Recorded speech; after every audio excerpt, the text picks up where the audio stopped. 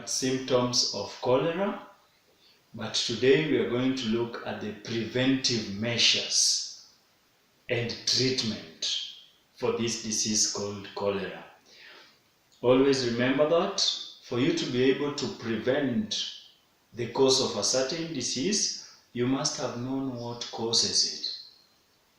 For example, in this one, we already know that it is caused by a microorganism called Vibrio cholerae, which is a bacteria, and it is always present in contaminated water.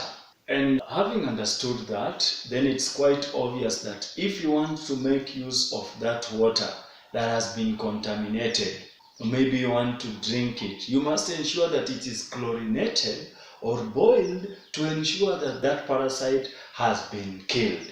So let's look at these preventive measures. Number one, sanitary disposal of feces, or you can say proper disposal of feces. If feces are not properly disposed, for example, in those rural areas where people do not have the pit latrines, so they just dispose the feces out in the field anywhere, and if that happens, then if the parasite happen to be there, then the houseflies can be able to transmit them to the food that we eat, or to the water that we drink, or to the cutleries that we use. And if they are transmitted into those cutleries or food or water, then we will happen to ingest them accidentally, hence we start suffering from this disease called cholera. That is the first preventive measure, sanitary disposal of feces. Number two, pit latrines should be dug deep, especially in rural areas where people use the pit latrines. If it's shallow, then these houseflies can still be able to access them, and upon accessing them, they'll be able to make them reach the food that we eat or the water that we drink, hence they become contaminated, we suffer from that disease. Number three, those pit latrines should be kept clean, since this will keep the flies away. When the pit latrines have been kept clean, it is also a way of getting rid of these houseflies, since they are the ones which bring these parasites to the food that we eat. Number four, personal hygiene should be maintained.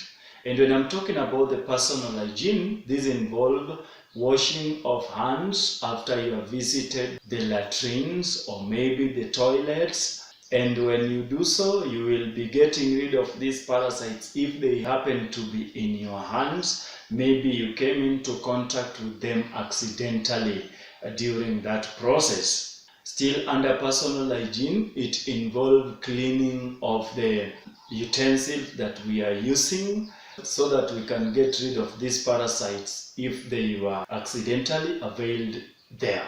Number five, drinking water should be boiled or chlorinated before drinking, since this will kill the microorganism if it was there.